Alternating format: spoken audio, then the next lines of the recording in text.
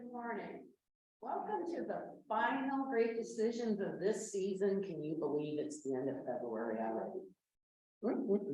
And another lovely sunny day. We've been pretty blessed this year with our Saturdays. It's my pleasure this morning to welcome Dr. Amílcar Challú, who is an associate professor of history and department chair of history at Bowling Green State University. He obtained his PhD from Harvard University. Dr. Challú has used geographic information systems, statistical analysis, and discourse analysis in the study of capitalism, environmental change, and living standards in Mexico and the Americas, resulting in more than 10 peer-reviewed articles and an edited volume. He actively collaborates with scholars in Europe, Latin America, and the United States, and it's my pleasure to welcome him here to speak with you today. Thank you so much. Thank you so much for the kind introduction, and it's a pleasure to be here. I always like coming particularly to the senior center and get the energy of the room and the interest, and especially most times I come here, it's about Latin America, and I'm always excited about talking about Latin America. I've been living in the US since 1999 with a 2-year interruption in the middle. And I'm an American citizen now, I think, for the last 13 years.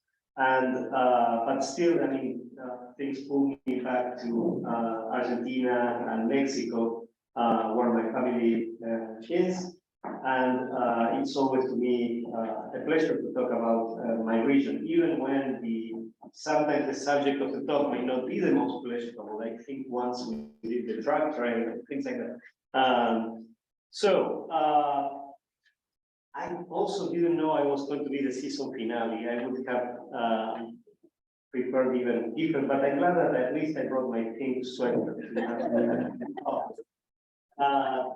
Speaking of where I'm from, does anybody know this character? From the place I'm from, Argentina, this is the most popular cartoon. This is like Peanuts, like Charlie Brown. It's called Mafalda. And it was a cartoonist who created this character, I think in the late 60s through the 70s. It was a very dark time in Argentine history. It's a time when we went through, I mean, if we are talking about tides, we went from the tidal wave of the Alliance for Progress to the tsunami of the military dictatorship. And these cartoonists like carries us through all that. It had like a very dry sense of humor, cynicism about politics. And sometimes you thought, this guy is from the left. And then he had like sentences like, the character hated, she's a child that hates soup, right? And she hates soup, her mom makes her eat soup, and she says, soup is to childhood what communism is to democracy. And you know, you are thinking, what is she saying? You know, I have no idea. So very difficult to pin down ideologically. And I think that that's true for a lot of Latin American issues. We tend to very easily characterize things as left, right, maybe communist, maybe nationalist, whatever. And it turns out to be a little bit more complicated, that there are lots of nuances in the region. And I think this piece we read, the essay we read by Jorge Castañeda, is a great example of that, right? It's there's a think tank for sure. All these people that got elected recognize themselves as being part of the left. But what a left is very different from, I mean, each one is very different from one another. Lots of national, cultural characteristics, but also very different political and international realities. It's very different to be a leftist government in Mexico than it is to be in Uruguay, like a small country in the River Plate, right? So I want to go through a presentation, but mostly as triggers and my reactions to the essay, but that doesn't mean that my reactions are the only one that are valid by any stretch of imagination. As I go, please ask questions, comments. I mean, I don't consider these interruptions, but features of the event. And then, of course, we also have time to discuss the prompts in the essay, and I'm happy to facilitate that discussion as well. So let me see if I can pull my notes. Okay, so let's begin with the first slide. So who's that guy? Jorge Castañeda, right? The author of this essay. And we can see him showing up in CNN, right? He is not like a marginal figure in the media and even I would say the decision-making sphere in Latin America in general and in the United States. As this is telling us, former Mexican foreign minister remembers Castro. He knew Castro quite well. Why do you think he knew Castro that well? 68, he was writing the student movement. He's like someone who rallied behind revolutionary values, right? By the time he's a foreign minister of Mexico, year 2000, the first perhaps democratically elected government in Mexico in open elections. He was the foreign minister of the government of the right-wing party. So, like Mafalda, our character, he's always swinging one way, and not necessarily, he's a very thoughtful person too. I don't want to say he's an opportunist. He's joined the government, but from a very realist point of view, with some ideas that were quite progressive. What he thought is that the left had to meet the challenge of the fall of the Berlin Wall. And that the left in Latin America had to become a little bit more like the left in Europe, more social democrat, open to the democratic game rather than to guerrilla warfare, and work with markets, in particular to bring economic growth, but working on policies that would spread out the wealth more equally. He's an intellectual. Before being the foreign minister, he was very active in political circles, but mostly from an intellectual point of view. Just disclosure, that falls with my advisor. So I wasn't invited to that dinner. I wasn't in the room where it happened. But but we read a lot of him in graduate school.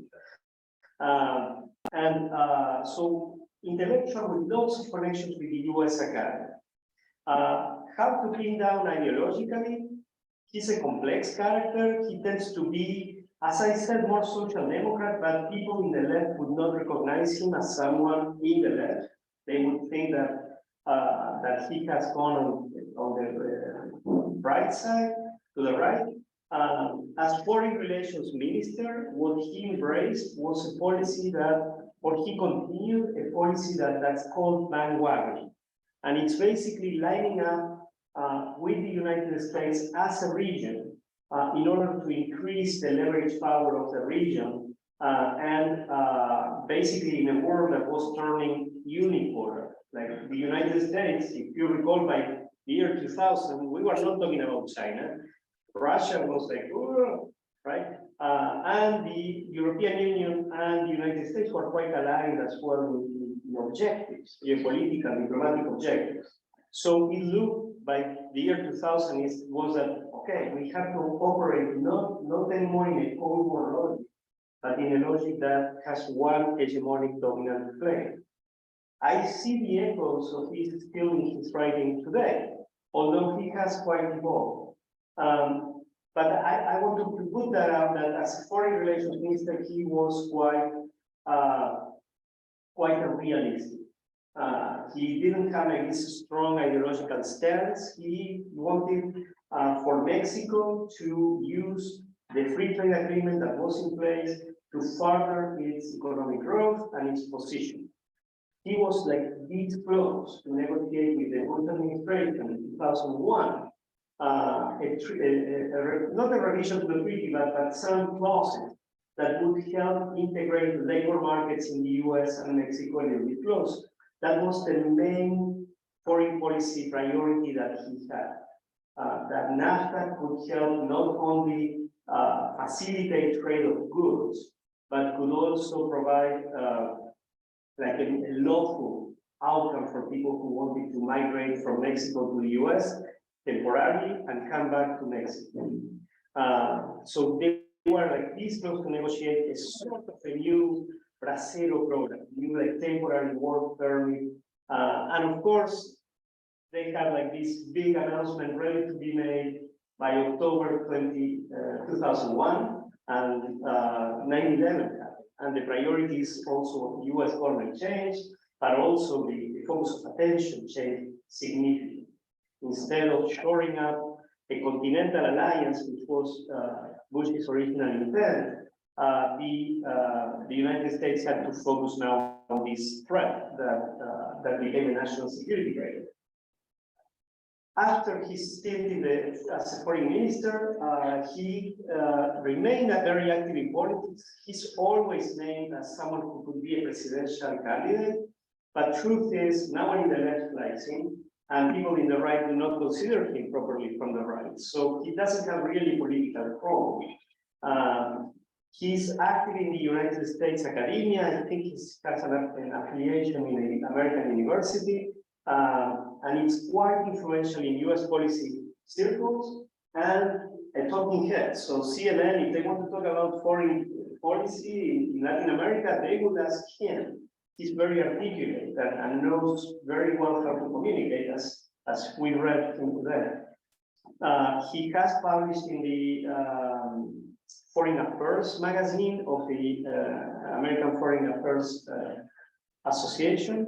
And he mentions his own article that he published earlier in the 2000s, where he talked about the first wave of leftist governments in Latin America.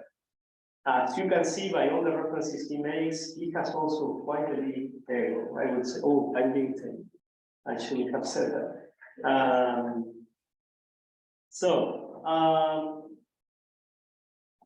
This is to me what his argument, I mean, I'm going to mock it a little bit, but this is what I think the argument is about. Can you move it? So that's what I think it is. There's not one left, there are three lefts. One is the good, one is the bad, and the third is the ugly, right? Let's begin with the ugly, dictatorship. So there's a brand of Latin American left that is dictatorial in the present day. This is quite a difference with the first wave of leftist governments in the early 2000s, where you would say roughly that Cuba would be the only country that did not have freedom of the press, free elections, and things like that. Today, there are three countries like that. And there are other countries that also have like very strong authoritarian streaks, like control of the judiciary and changes in election law, etc.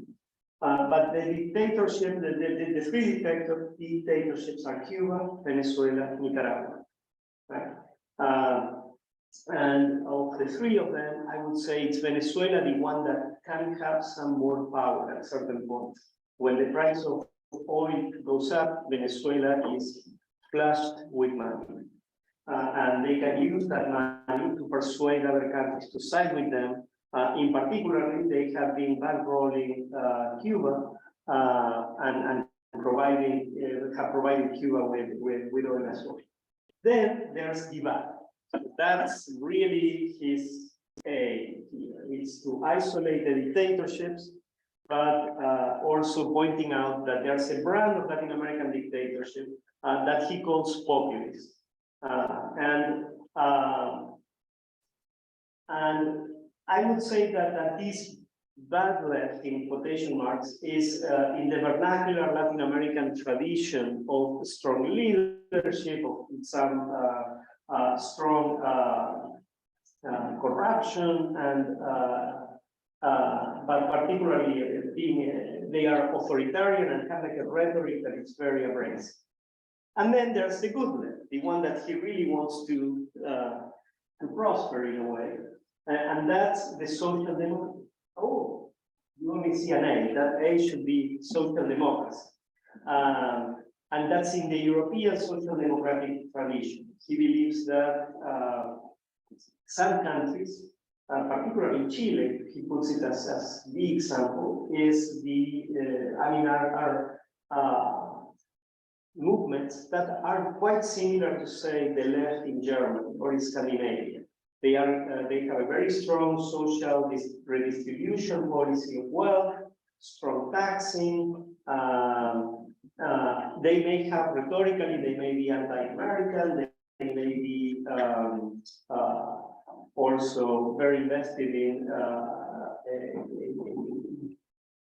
feeding, if you want, or catering to the union basis and other expansions of their bases. But they are more willing to play, or they are playing within the rules of the democratic regime. They tend to be pro-market, they tend to be realistic in terms of foreign relations. So even if the rhetoric may be anti-American, they are not against America or against the USA.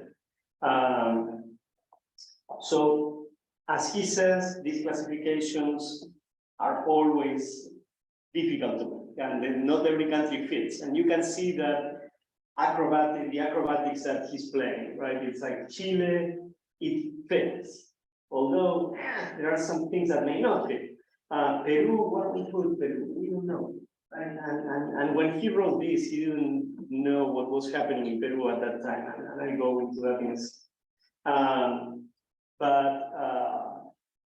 So classifications are a little bit difficult, and I think we see the acrobatics here in this article. Is that Chile fits, Colombia, we don't know exactly, and Brazil, kind of. If you look at the first government of Lula, but then the subsequent governments in Brazil have changed. Again, when he wrote this, Lula was elected in Brazil, but he was not effectively the president. So we know a little bit more about Lula right now, or Lula's third stint in the presidency.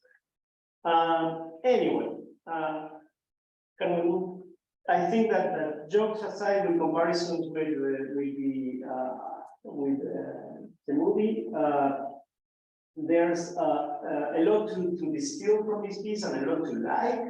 I particularly like that analysis of foreign relations and where Latin America is standing in terms of rhetoric, instead of idealism, being one as a region, and the realities of a world that is no longer the Cold War, and it's no longer the post-Berlin Wall, unipolar, US-led world.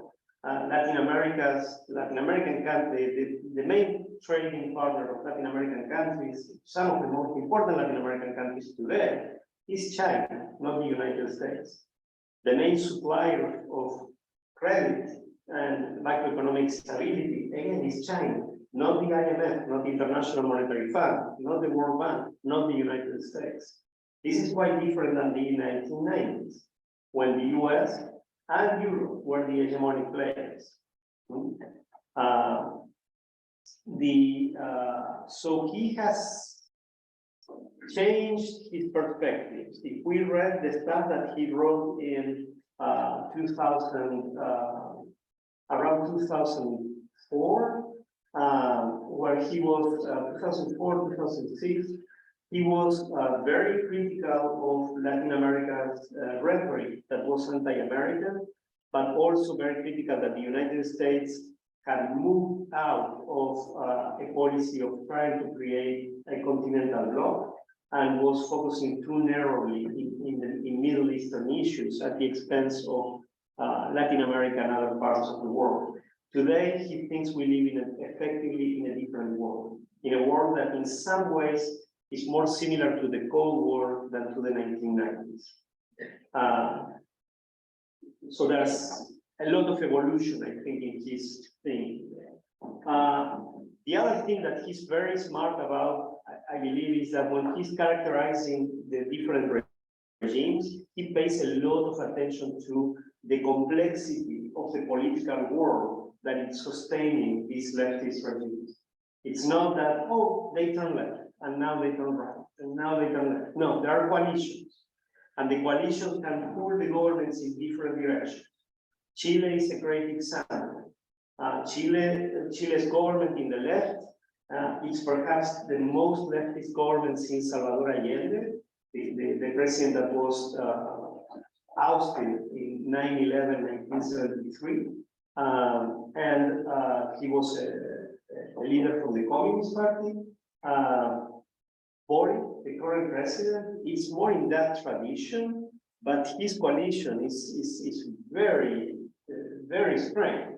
He has indigenous rights movements, like being a very strong force, feminism being a strong force. He's coming from the student movement in Chile that put up like big protests in 2019 and came up with a mandate for a constitutional reform. He has the traditional base of support of unions, or at least some unions, and also a very strong environmentalist base. And he's trying to negotiate all these coalitions. Right? Similarly, the president of Colombia is under similar constraints. Mexico too, even though he characterizes it more as a more simple authoritarian regime, behind that president, there are people that are pulling in many different directions. His first appointment of a minister of economics was someone who was recognized as very fiscally conservative and had a very high reputation in Wall Street. All the people renegotiating the NAFTA agreement with the Trump administration, they all came from Harvard, right? So they have left in the last 2-3 years, but that was part of the coalition too, right? So these bases of support are very broad, that are propping up these leftist governments, and they are complex. And I think the third issue that I like from this essay is that it goes beyond ideology. There are some issues in Latin America that do not have a left or a right side. And among those are nationalism. There's a very strong nationalist streak in Latin America. Nationalism not necessarily as natives, not necessarily as nationalists as we would say, like a nationalist socialist regime. But there's a very strong sense of pride in the national identity and a strong sense that particularly foreign policy has to defend national interests. And that can go in a direction that goes to the right or to the left. And sometimes right and left are closer in their nationalism than what they look like. The other issue would be corruption, has no political sign, and that's perhaps his biggest disappointment. He thought that maybe that these governments from the left were renewing politics and that this would have people that were more invested in the public good than in private good. But no, corruption has been a challenge left and right. And the third is that Latin America is characterized as having a very high inequality, a very unequal society, and that's based in elites invested in reproducing that kind of inequality. And those elites that are capturing a lot of the national wealth and sabotaging lots of policies of redistribution of wealth again, they have prospered in right-wing regimes, but also in left-wing regimes. What quite often has happened is that when things turn to the left, it's some factions or some groups within the elites that are able to capture a lot of the wealth that what they were not capturing before. I would give the case of Argentina, for example. It's that the regime that is more in the left has protected a lot of industrial manufacturing manufacturing companies that charge very high prices because it's protected. Charge high prices, they pay relatively well to the workers there, but at the same time make the price levels very, very high for the average Argentine consumer. Is this good or bad? That's a different idea. Protectionism is always something we are debating. But what's clear is that the owners of these companies are having a windfall during this, during the current leftist administration.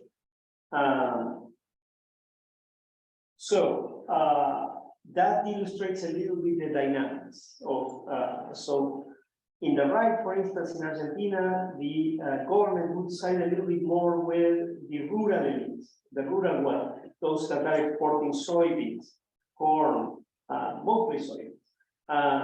And the left would side more with the manufacturing elites, with the industrial sector elites. I think that pointing out to these core issues that are beyond ideology, the importance of coalitions and realism in foreign policy that also transcends ideology, I think that gives a lot of nuance to this war. And I go through my take very quickly because I don't think that that my opinion matters that much on this in this regard, but I will do that very quickly. So this is my take. Let's move on to the next. First, I think that he's downplaying, perhaps because it's covered in other parts of the great decisions workgroup or PSUs. Everybody knows it, but there's a global crisis in democracy, in democratic governance, in the concept and the ideas of democracy. This crisis of democracy is not in Latin America only.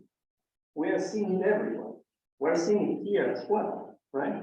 So we are part of a broader global discussion of what's representation, what's a legitimate government, what should that representative government do? In Latin America, particularly, there was a lot of hope placed on the democratic renaissance of the 80s and 90s, and these governments have not delivered much. They have not delivered much in terms of prosperity. They have not delivered much in terms of inequality, or in the quality of the rate as well. That's what I call the broader crisis of democracy, but it's a crisis of trust in our political regimes. And again, in a global way. So what that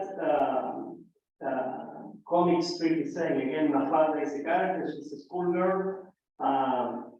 Back in that day, you had to use that uniform. It was a white uniform, everybody had to wear it. So I trust, no, don't trust, he trusts, we trust, you trust, they trust, right?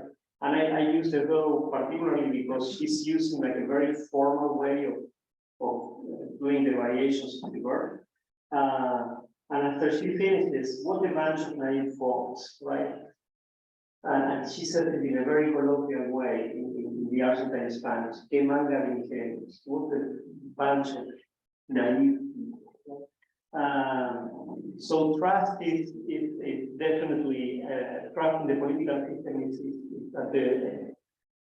a broader issue. And these tides, and I'm going to go through that idea at the end, have a lot to do with gut reactions. We need to change, we need something else, and we don't like, we cannot trust these people, let's try with something new. Let's move on to the next one. The second, and I think the author will also agree with this one, but I think it's important to highlight it, is that we tend to think in very colorful ways about governments that do not follow like the strongest Western image, right, of government. That could be very picturesque, like Castro speaking 3 hours to the Cuban people in his fatigue uniform, or Hugo Chavez, similarly, he will start like reciting poetry in the middle of the speech. I mean, these are very colorful people, and very colorful rhetoric, right? But behind that colorful rhetoric, behind that colorful posture, they are also very rational, and they are acting according to rational incentives, as much as Chancellor Scholz does in Germany, or President Macron in France, or Prime Minister Trudeau in Canada. And I will stop there so I don't get into local politics. But they are rational. They are reacting to things that they are seeing, and they are trying to survive politically, and they are trying to thrive politically, to extend the power of themselves or their party. All politicians do the same. All company owners do the same. We believe, academics, that we don't do the same, but they do too, right? So self-interest, it's a big motivation here. So they are not just being colorful, they are trying to play the language that mobilizes their bases, and they are trying to negotiate with the sectors that can support their governments. They need coalitions to survive, right? So what implications does this have? It's that I honestly think that at the end of the article, the author took a little bit, Castañeda took a little bit like an easy exit, saying those countries that have a long tradition of not having corrupt governments, they tend to fare better. Yeah, he's right. But the problem is, I think that it all depends on how that coalition is made that supports the government and what kind of incentives it's given. So when we get more of a social democratic solution, like in Chile, Brazil, perhaps Colombia, it is where the political system, in that political system, the left has a stronger shot of winning elections by making broad coalitions, by resorting to alliances to other sectors.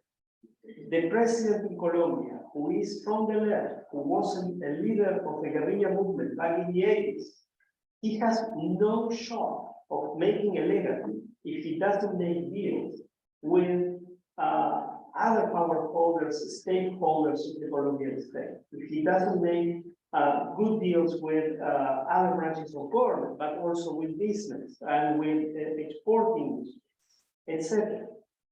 He even needs to make a deal with Venezuela in order to, Venezuela is a neighboring country of Colombia.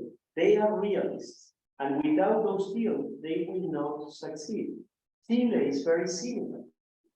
You may be in the right or you may be in the left, but Chile is a very successful export economy with strong market regulations and a very efficient tax system.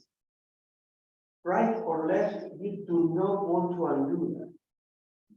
Right? So President Boric, as much as he comes from that student movement, wants to make education available to everyone, would like to make universal healthcare available to all, like undo the privatization of health for the last 20, 30, 40 years. At the same time, he knows that he cannot destroy the economic basis of the country that allows those policies to take place. His bet is in taxing, it's not in expropriation. His bet is increasing the tax base 5% of the GDP, not taking over the copper industry or the lithium mining operations, etc. His needs, that government needs, a successful private economic sector. So when you have those incentives, it's more likely that they are going to be more in the social democratic tradition. Let's redistribute, let's use the tax system to do that, let's use policy to do that. But they are not getting into the nitty-gritty of expropriation, nationalization of industry, etc. They don't want to create Soviets, cooperatives, etc. However, there are governments that have a much more precarious regime, and they are more unstable in terms of the party system, and they cannot survive themselves. They cannot survive without radicalizing their politics. They critically depend on those hardcore supporters because they cannot win by getting the middle ground or even trying to persuade people on the other side of the fence. They need to strengthen their own base, right? They demonize dissent. They intervene judiciary. They intervene universities. Again, this is not a feature of the left. It's a feature of governments, whether they are in Latin America, Africa, Asia, Europe, or in the United States. Features of governments that they cannot see themselves winning in a competitive landscape. So that then they have to restrict that competition. So this is not just a dynamic in the left, it's not a dynamic in Latin America only. And finally, I would like to have the last slide. That was great. Let's move on. Already talking. So the final thing is that this idea of the pink tide, right? I work on environmental history, on environmental issues and environmental communication. And what kind of images you use are very powerful. I don't know you, but to me, the idea of the tide, it's the idea of something that you kind of, well, this is not the right image for that.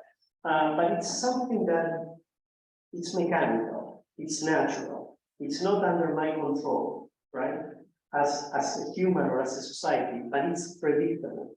So I can live with the tide, right? The idea of a tide in politics particularly is that now you have the pink tide, then you have the blue tide, maybe you're going to see a green tide, right? And it's coming, you can see cresting and then like ebbing, right? A tide is mechanical, and since, I don't know, thousands and thousands of years ago, we can predict them, right? My take is that there's way more instability in this world and in general in human society. Politics is very variable, volatile, can change from one day to another. And that's interesting because by the time that he published this, a few things have changed already. You have in Peru, the president that he was giving a pass as a social democratic president was impeached, ousted, and now Peru is on fire. Like his supporters are protesting, others that want him to be out are also protesting as well. It's going in the route that Bolivia went 5 years ago, probably. A lot of volatility, a lot of instability. What government is going to come out of this? I don't know if it's going to be in the right or the left. No one knows. Brazil moved from the left, moved to back again to the left, and the previous government by Jair Bolsonaro. I don't use the F word very usually, but it was truly fascist. It was truly fascist. I mean, it was undoing a lot of all the human rights provisions, not just benefiting people in one side of the politics or another, intervening the judiciary. It was like a terrible, in terms of the quality of democracy, not to mention environmental issues and things like that. So had we written this 5 years ago, we would be talking about a very different type of tide, right? You don't have like a tide coming next to another. When you have that, you are seeing more like the ripple effects of tectonic plates moving, right? You're seeing more a tsunami, and it's much less predictable than a tide. So countries have been moving very quickly, one way to the other. There's a lot of instability. No doubt that all these changes, of course, on the same direction towards the left, around 2018, 2012, 2022, but they can change. The recently elected Chilean government, a few months into being inaugurated, already lost an election for the passage of the constitutional reform, which probably is a blessing for that government because it was a very divisive issue. But it illustrates that things change very quickly. The Argentine turned to the left. Within 2 years, they lost Congress, right? As I said, the president of Peru right now, ousted by impeachment. And I don't know much about Peru, but very solid accusations, I would say, of corruption and manipulation. Anyway, I think that the idea of a time gives more idea of predictability and a succession of things. I tend to think that Latin American politics and maybe world politics in general, it's more like the effects that we expect in climate change. Maybe the average temperature is rising, but what we know for sure that makes is that create a lot of instability, create more hurricanes and things like that, or more powerful hurricanes and polar vortices and things like that, right? I think this is what's going on in Latin America as well. As the political temperature has warmed, the system is way more volatile. It's more unstable, rather than being predictably moving according to tides of pendulums in one way or another. Anyway, that was what I had to say about this piece, and I hope I didn't take all the air from the room, but I don't know what you guys think, or if you have particular questions or comments about this. Yeah. Let me ask you about China. Yeah. Contrast to the former Soviet Union, Latin America really was going about trying to destabilize by supporting guerrilla groups and others, and not so much focusing on trade. China focuses on trade, and to what extent are they trading with Latin America in the traditional sense of supporting agricultural products and extractive industry rather than manufacturing a broader economic system? That's a great point. I think Cold War dynamics were very different in that regard. There was a trading dimension with Russia, but mostly, I mean, the history of the Soviet Union and the Cold War, it's interesting because it was not essentially till Fidel Castro went to the Soviet Union and said, hey, we made a revolution, please support us, that the Soviet Union really got into the Cold War in Latin America. Before that, they were saying, we don't want to have anything to do with this. Part of the gentleman's agreement that then the United States would not get with them in Eastern Europe and things like that. So China, for sure, this is China comes in the scene with an hegemonic player, which is the United States, while the Soviet Union came into scene not so much under trying to eat away the power of the United States. It was one of the two main winners of World War II, and they had like that right in a way and that strength as well. So that's one condition. So China has to carve a space for itself with an hegemonic player. The main concern that China has, it's interestingly a similar concern that Japan had before World War II, is how to secure the economic base, how to secure the economic growth. They do not want to be left out from the sources of lithium or the sources of oil or other raw materials, soybeans. So a main foreign policy concern of China is making long-term deals with countries to get a secured stream of raw materials going to Russia. So what they are doing is, yes, they are investing a lot. They are putting a lot of money into infrastructure, roads, dams, especially big projects. They really like big projects. But at the same time, the counterpart of that is that the government commits to supply China for a long term in these raw materials that they need. So there's that difference. That was not the Soviet Union. The Soviet Union, by no stretch of imagination, thought that they depended critically on trade to support their economy. That may be geography, right? So China has to depend way more on those economic relations, emerge in already an hegemonic system that they did not dominate.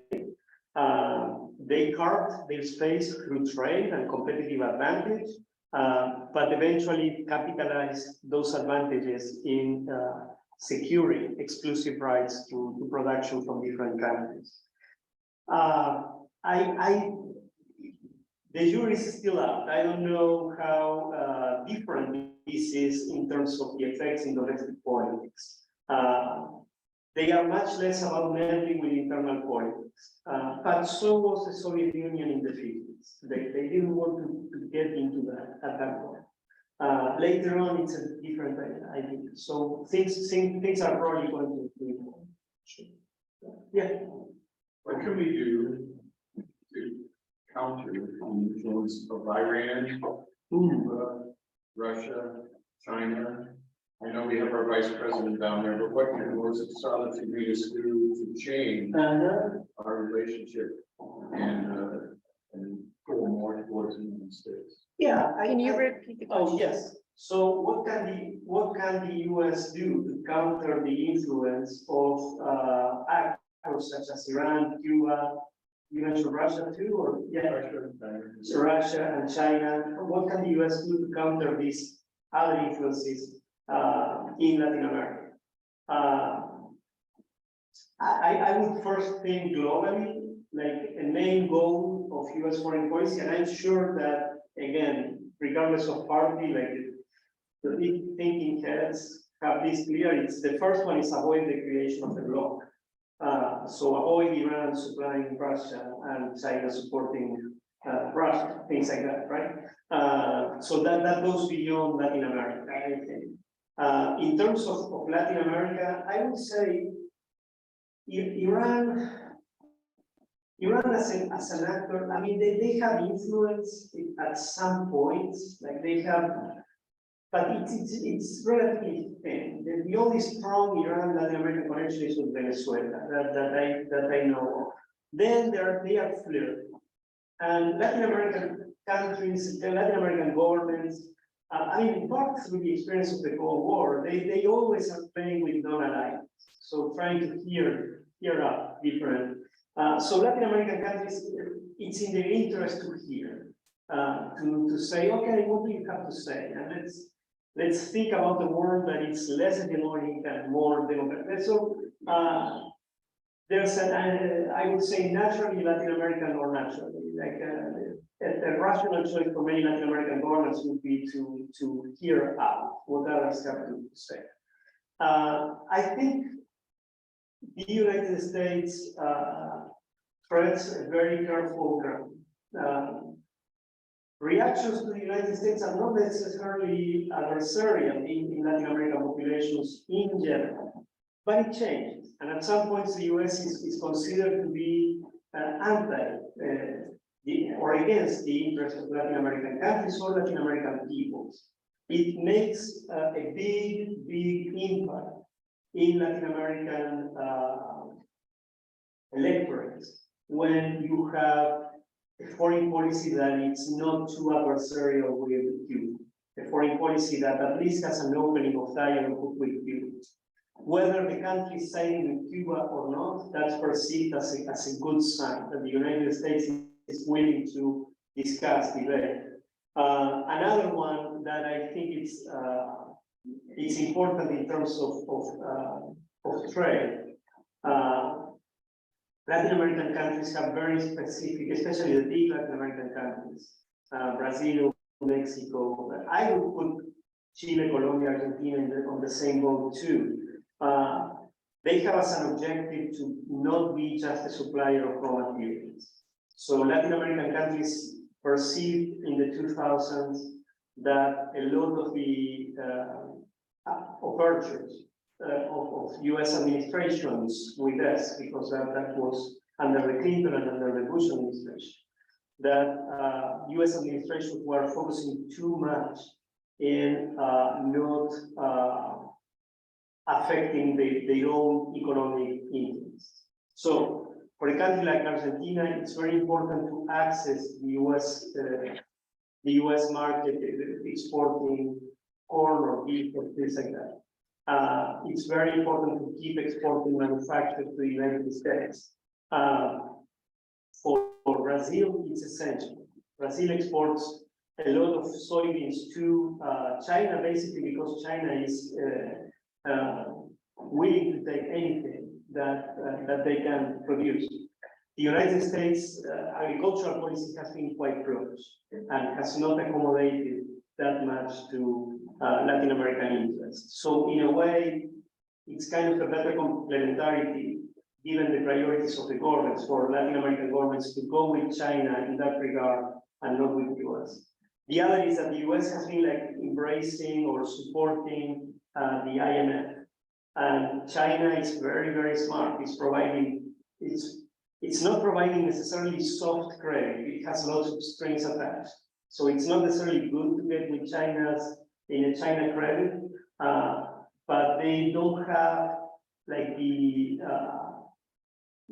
big structural change requirements that the IMF, the International Monetary Fund, has with the support of the United States. So having a more flexible arrangement in terms of financial policy could be beneficial as well. But in all honesty, I think at this point it's mostly that it's very hard for Latin American countries to figure out what's the long-term continuity in the United States if the US is going to keep pledging to a policy that, and China offers that stability much more. I do not consider Russia, Iran on the same boat. I think it's China the one that is going to keep rising. Yes. We have a question online as well. So. Do you want to go? Yeah, if you don't mind. Yeah. So the question is, how much does the Monroe document apply to Central and South America politics these days with respect to China and Russia? How powerful is the OAS? The OAS is the Organization of American States. The OAS was never powerful. It's not designed to be powerful by any stretch of imagination. The OAS is designed as a forum for countries in the Americas to discuss their priorities, think about, do some support. It has typically been led by the United States and countries that have endorsed the United States, but at some points it has also gone in a broader direction and seeking more, for instance, to have, I would say that's more in the 90s and 2000s to improve the quality of democracy and elections in Latin America. What was the first part of the? Yeah, and there's another question. Oh, and the Monroe Doctrine, Yes. right? Yeah,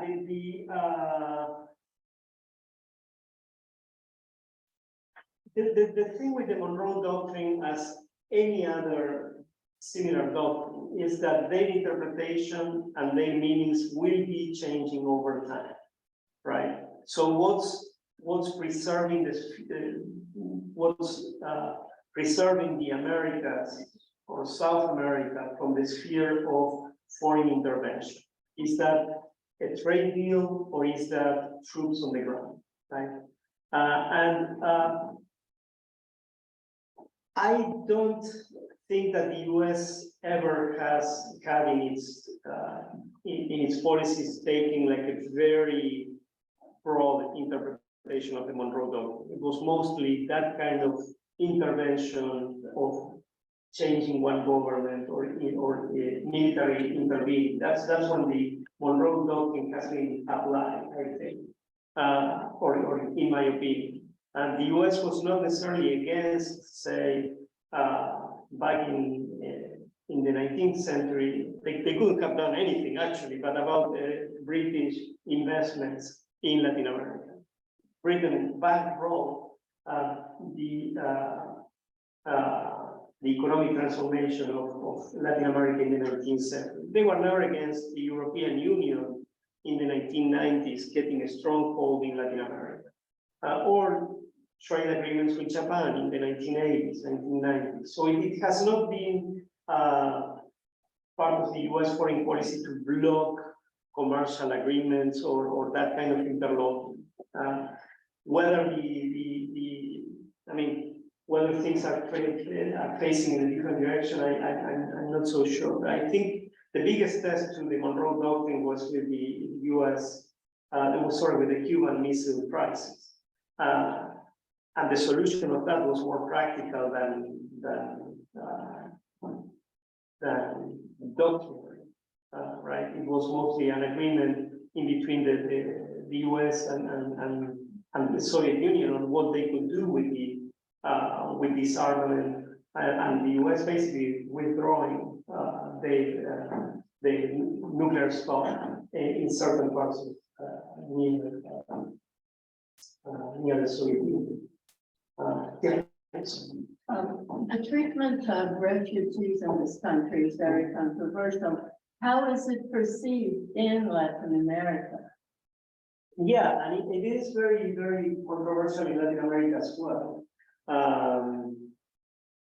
I would say, yeah, it's very contradictory. And I have myself like very mixed feelings, right? Because say at the same time that you have in the 1980s, 70s, 80s, the US supporting dictatorial regimes that were, totalitarian and even engaging in genocidal practices, say in Guatemala, right?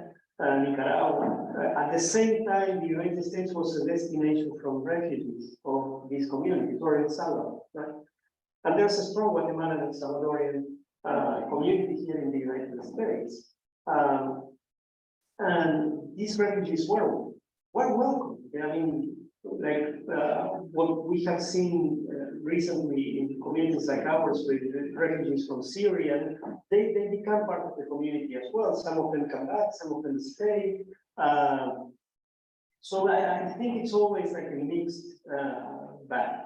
When I would say when in times of humanitarian crisis, when borders are closed, that typically has a strong negative connotation for Latin American countries as sort of a moral outrage, right? That it's okay to pray, but when people need to find a job, they can't find it. So typically that kind of closed policies are difficult. Now, I also think that the deeper problem is how do you regulate and how you make sure that these that the refugee crisis and migrations are processed and are handled in a The numbers are so big that there's no country on earth that could take in that many people and house them, and so it's a problem that, and I think they're going to keep coming because for a lot of them, what's behind them is worse than what's ahead, and so there's no real solution. Well, it varies a lot with economic conditions and with political conditions too. In the case of Central America, most recent refugee crises have to do not so much with dictatorships, but with very high levels of violence, criminality, even drug trade, right? That are pushing people out. In terms of the number of refugees in I mean, as a percentage of the population, sometimes it's overblown the number, and it does change. So I agree with you. I mean, there needs to be a more concerted effort, and Europe is going through something similar as well, right? But I mean, from the perspective of the Latin American countries and in general from poor countries, is that it's okay to trade, but it's not okay to solve the need for jobs and prosperity. Yeah. So, There's a question in the back, the lady. in the back. okay. Yes. Yeah.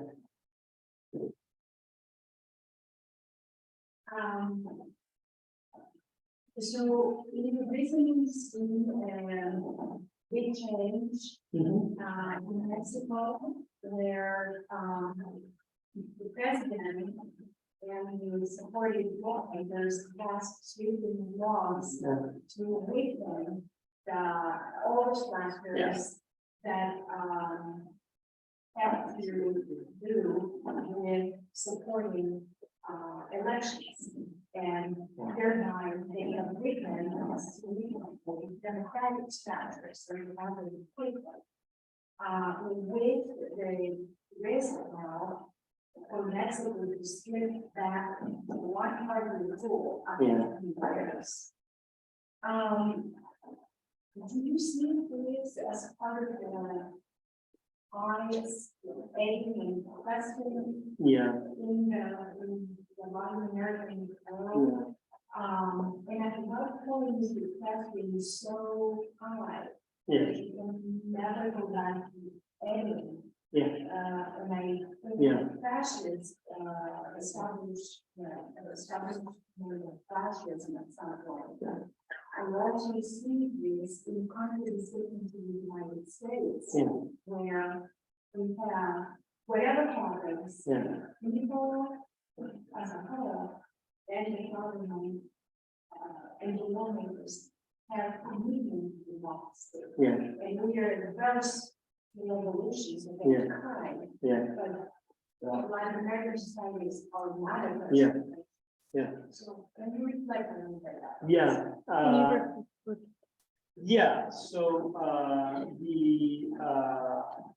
first, you made reference to the recent electoral reform in Mexico that electoral institution, the Federal Institute of Elections, was like a hallmark of Mexico's democratization from the late 90s to the present. It's basically like a fourth branch of power. That's what it was. And right now it's made it dependent mostly on the executive branch. And if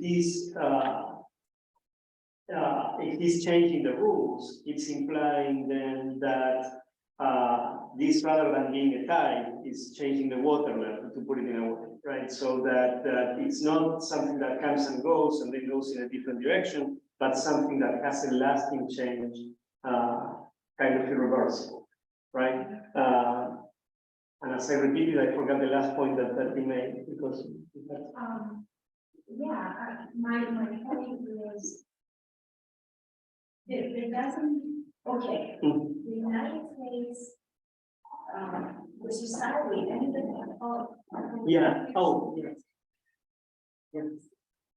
this doesn't seem to be. However, they don't mind bringing evolutions. Is that a mechanism that is still guiding?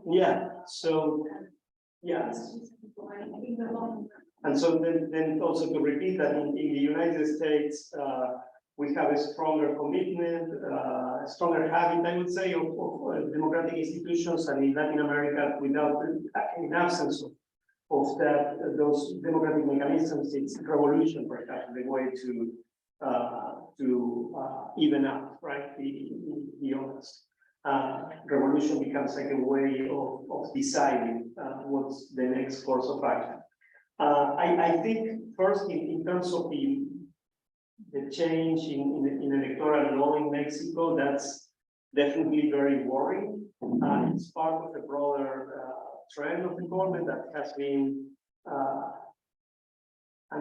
quite rhetorically, it's been demonizing anything that opposes the government. has found ways to intervene in the judiciary. The most worrying aspect for me, I'm originally from Argentina, I grew up in a military dictatorship.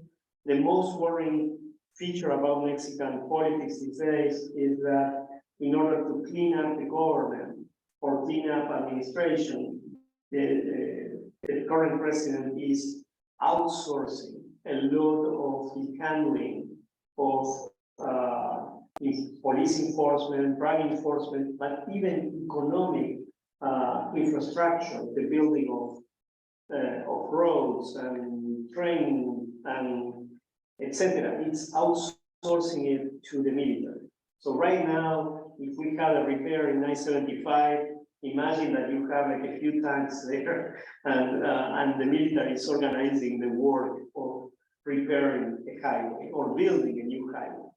So basically what that's doing is, yes, the Mexican military have been dependent on the political power for 80 years. They have not been a political force. I wouldn't say that they were weak necessarily, but they did not have like a strong presence in society. And recently they have been given more and more responsibilities. And as they are handling more stuff, they are also becoming more and more corrupt. And corrupt with the legitimate use of force, that gets us into a very complicated situation. So yeah, the situation in Mexico, I think it's complicated. Mexico has, I mean, if I have to go to the political history of Mexico, it's super interesting because Mexico would be like the classic example of a dam that is being overrun by a flood, right? The dam is containing the water until it breaks. And when it breaks in Mexico, it does break. And it's boom, like revolution, right? And there were two in Mexican history. And they were violent, they were like sweeping, lots of things changed, some other things didn't, but then Mexico at the same time has the habit of building dams again and to rebuild those institutions in a different way, but also Mexico is one of, I wouldn't hesitate characterizing Mexico as one of the most stable Latin American countries with these 10-year bursts. I mean, from 1870, Mexico essentially had three different regimes, right? Three different types of government. So yeah, I mean, it's different now. I don't think that Latin American political traditions, and I think it's implied in your comment, they are not necessarily undemocratic, but they don't place the same importance on electoral mechanisms because on elections, because elections have been so much manipulated. They put much more emphasis on forces on the ground, to put it in a way, like a big political rally or a big strike, things like that. And yeah, I think that we are seeing that at play right now. Yeah. Yeah. Traditionally, the military in Latin America played a large role in certain countries in terms of overthrowing civilian government, particularly in Central America and also Peru, Argentina, Brazil. What's interesting now is that take an example of what Argentina, which actually punished the military for its intervention through trials and everything. In contrast, Brazil never did that. And as a matter of fact, the previous administration used the military, and the previous president lost the recent election, and actually encouraged, or his supporters encouraged the military intervention to try to remove the recently elected president. The military did not, unfortunately. But it does show that the military is still playing a major role in Brazil. It does, yes. And again, in part of it has to do with the last administration empowering the military more than the previous administrations. It's an interesting, it's an interesting development in different countries, right? So, for example, in the case of Venezuela, the revolutionary government came from the military. So he was, Hugo Chavez was a military officer, and he had a strong connection to the military that remains, and still today the military is essentially part of the government. In other cases, like in Argentina, the influence had waned. So they were subject to these trials in the 1980s. There's a recent movie, 1985, that's probably going to be in the roster of the Oscar award. Very, very it's controversial, but it's a good movie. But in Argentina, the military had the influence of the military went. At the beginning of the first democratic regime, they had a show of force. And in the 1990s, even though the government was giving an amnesty to military leaders,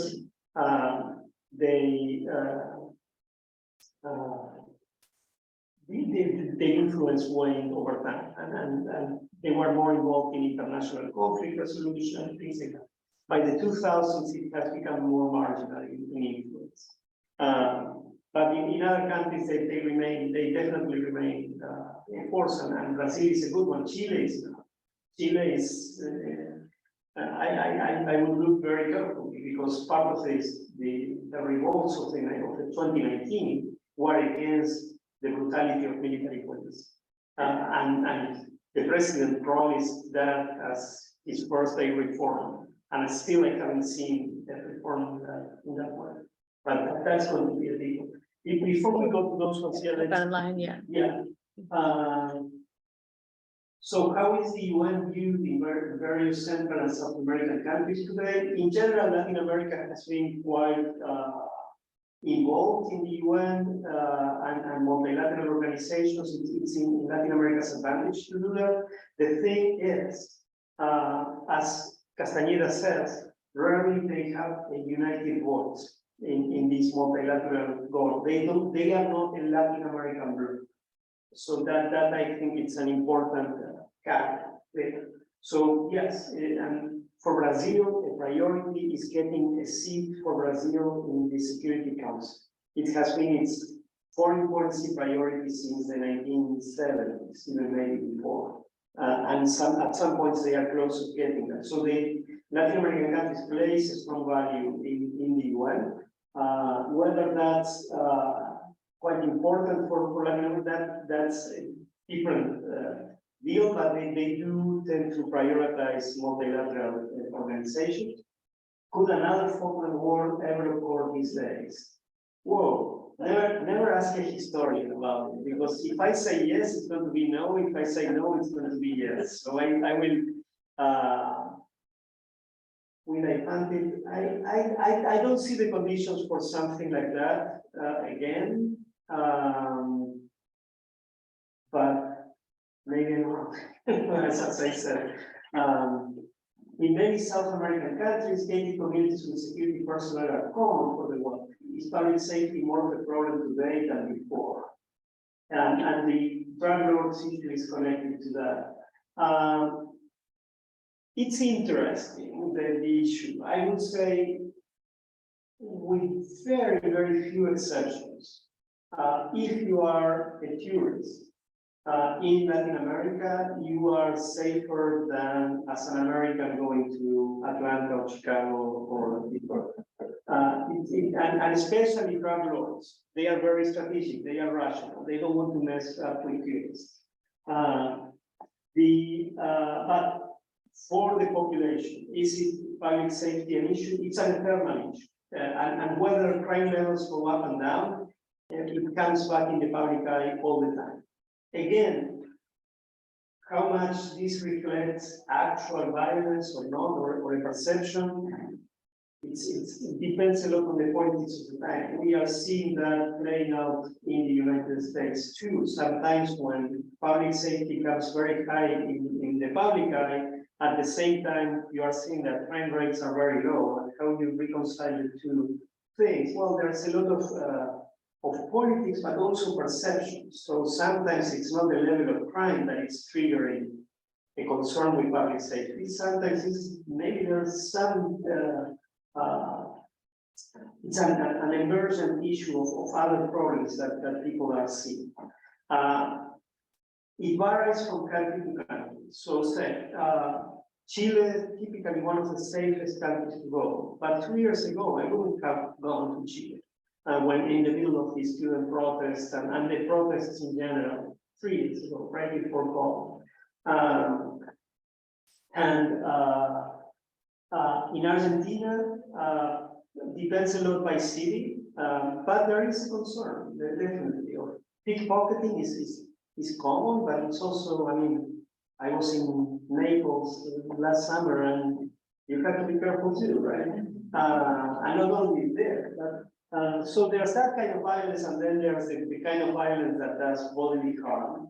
And some Latin American countries definitely have very, very high levels of violence. One of them is Mexico. And that was a little bit behind the electoral change or the election of governments in Mexico in the last 2 presidential cycles. Mexico has violence levels in some states that are comparable to a civil war. Other states have the level of violence that you have in Switzerland, and they flip all the time. So it could be that the safest place, when I was living there in 2004, Mexico City was a very safe place. Maybe yes, pickpocketing was an issue, but was very safe. By 2020, not so much. And even when it was safe, at one point there was like some kind of drug lord vendetta, or I don't know what it was, but suddenly, I mean, we could see like troops coming to our neighborhood, and it wasn't nice. Especially again, someone who grew up knowing how to duck and what to do if there was an explosion around. So was our safety compromised? No, not at all. But it was scary. It was very visible. When I was living in Mexico City, very safe again, 2004. But it was like, to me, surprising that any supermarket I would get in, there would be a person with a long rifle and like a Uzi, right? And they were like the private security guards for the supermarket. So I learned never to go around noon, because that's when they did the money transfer, and that's when all the people really with the long rifles, assault rifles came in. Anyway, gated communities, yeah, they are common for the wealthy, yes. But again, the history of my country perhaps is interesting. Gated communities are more like a phenomenon of the 1990s, when inequality increased significantly and prosperity increased significantly, at the same time that poverty levels continued relatively steady. Then when things went south in 1998 with the big recession that ended with big depression, I would say, in Argentina, then the gated communities became like, I wouldn't say militarized, but safety was a big deal, right? And keeping them, yeah. Yes. Well, yeah, please. Do you see the United States becoming more like Latin America, with its economy, where you have a very, very elite, rich, and a disenfranchised poor that never seems to get out of the poor, and a very small middle class? Do you see that happening here in the United States? I think perhaps what was a lot back in my head is that there are very different flavors of political regimes and democracy. And sometimes under democracy, we tend to think that there's only one kind of democracy possible, and in the same way that there's only one kind of corruption possible, one kind of suppression of election possible. I don't think the US is becoming Latin America in the sense that they are going to have the same type of governments that Latin America, or that some Latin American countries have. But definitely there are similar issues of corruption, political participation, and trust that they can flare up in different ways. I don't know how they are going to do it. I don't think that we're going to have Hugo Chavez here or Andres Manuel López Obrador, the president of Mexico. I don't think someone like Boric in Mexico, like this very young leader coming from the student movement, would have much of a shot here, even if he succeeds in mobilizing a lot of the people that typically don't participate. I don't think that would happen necessarily, but some of the issues that I see in Latin America are also, I see them here as well. Particularly with limiting participation, demonizing the other point of view, intervening judiciary, education, things like that. We are seeing that playbook, and people are learning, right?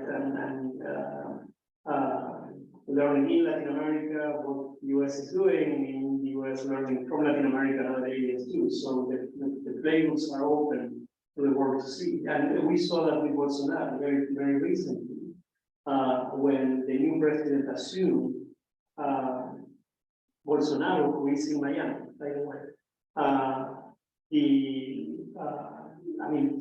his followers organized like borrow from the events of January 6th to mount a very similar type of protest, and not protest, but storming into the chambers of Congress in Brazil. They were expecting, as someone put it, that the military would perhaps support, but they didn't. That would have made the dynamic very different. But they are, I mean, there are some commonalities that they flare up in different ways. Yeah. Sure, we can go ahead with one more, maybe. One more question? Okay. There's a question. Yeah. Look, I really like. Why do you think left-wing governments have been largely popular over the past 25 years in Latin America? Why? I think that the premise is wrong, to be honest. I think they have been popular and then unpopular. And then popular again, right? Why they've been popular? I think they have addressed, at least at the beginning, they definitely addressed those structural issues that I was pointing out. They said that they were going to do something about inequality, about corruption, or about the place of Latin America in the world. So that increases, that makes it popular. Some of them delivered more than others. So the Brazilian government delivered the law. The Uruguayan government delivered. The Chilean government delivered.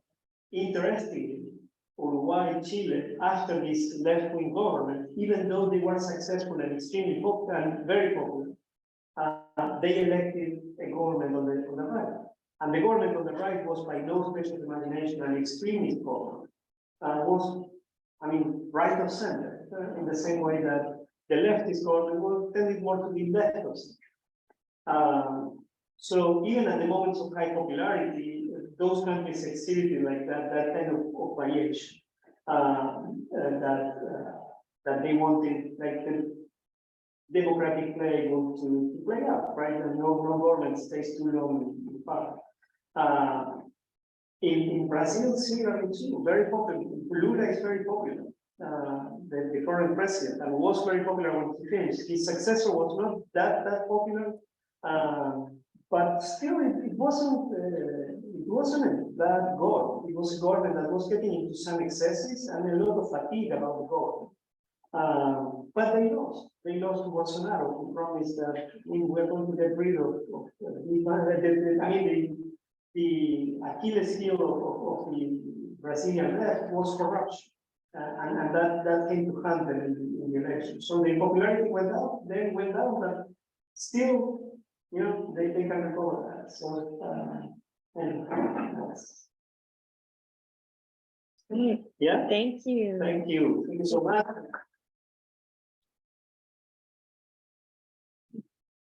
By any stretch of